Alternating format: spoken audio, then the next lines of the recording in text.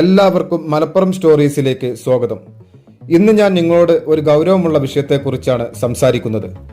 പാലത്തിങ്ങലിലെ കൊട്ടന്തല നായർക്കുളം ഭാഗത്ത് ഈ വീടിന്റെ മുന്നിൽ വൈദ്യുതി ലൈൻ തൂങ്ങിക്കിടക്കുന്നു. ഇത് ശരിക്കും അപകടകരമാണ്. ഒന്ന് ചാടിയാൽ അല്ലെങ്കിൽ ആ വീടിന്റെ ഷെഡിന് മുകളിൽ കയറിയാൽ ആ ലൈനിൽ കൈ തട്ടാം. ഇത് കണ്ടാൽ ആർക്കും ഭയം തോന്നും. ഈ പ്രശ്നം ഞാൻ ആദ്യം ശ്രദ്ധിച്ചത് കുറച്ചു ദിവസം മുമ്പ് പാലത്തിങ്ങൽ ന്യൂക്കട്ടിൽ ഒരു കുട്ടി ഒഴുക്കിൽപ്പെട്ട് കാണാതായിരുന്നു. അന്ന് NDRF-ഉം ഫയർഫോഴ്സും സന്നദ്ധ സംഘടനകളും അവിടെ തിരച്ചിൽ നടത്തിയിരുന്നു. ആ സമയത്ത് ഈ തൂങ്ങിക്കിടക്കുന്ന ലൈനിന്റെ അപകടം പരപ്പനങ്ങാടി KSEB-യെ ഞാൻ വിളിച്ചറിയിച്ചിരുന്നു. അവർ എന്റെ ഫോൺ നമ്പർ വാങ്ങുകയും അന്ന് വന്ന് പരിശോധിക്കുകയും ചെയ്തു. ഞായറാഴ്ച ആയതിനാൽ തിങ്കളാഴ്ച വന്ന് ശരിയാക്കാമെന്നും പറഞ്ഞു. പക്ഷേ എന്താണ് സംഭവിച്ചത്? അടുത്ത ദിവസം ആ കുട്ടിയെ തൃശൂരിൽ നിന്ന് കണ്ടെത്തിയതോടെ തിരച്ചിൽ അവസാനിച്ചു. പിന്നീട് KSEB-ക്കാർ അങ്ങോട്ട് വന്നില്ല.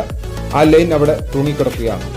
ഈ കഴിഞ്ഞ 16-ാം തീയതി ഞാൻ വീണ്ടും അവിടെ പോയപ്പോൾ ലൈൻ ശരിയാക്കിയിട്ടില്ലെന്ന് കണ്ടതിനാൽ തന്നെ ഉടനെ വീണ്ടും പരപ്പനങ്ങാടി KSEB-യെ വിളിച്ചു.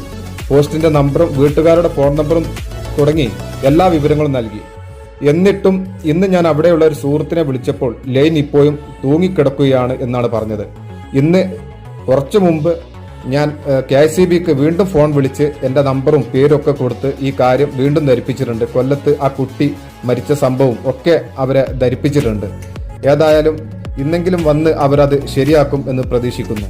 ജീവനക്കാരുടെ കുറവാണോ അതോ ഉത്തരവാദിത്വത്തോടുള്ള അനാസ്ഥയാണോ എന്നറിയില്ല. 2 തവണ ഫോൺ വിളിച്ചു. ഇത് 3-ാം തവണയാണ്. ഇത്തവണയെങ്കിലും ഈ വിഷയം അവര് പരിഹരിക്കും എന്ന് തന്നെ പ്രതീക്ഷിക്കുന്നു. ഞാൻ ഇമ്രാൻ TP. എല്ലാവർക്കും നന്ദി.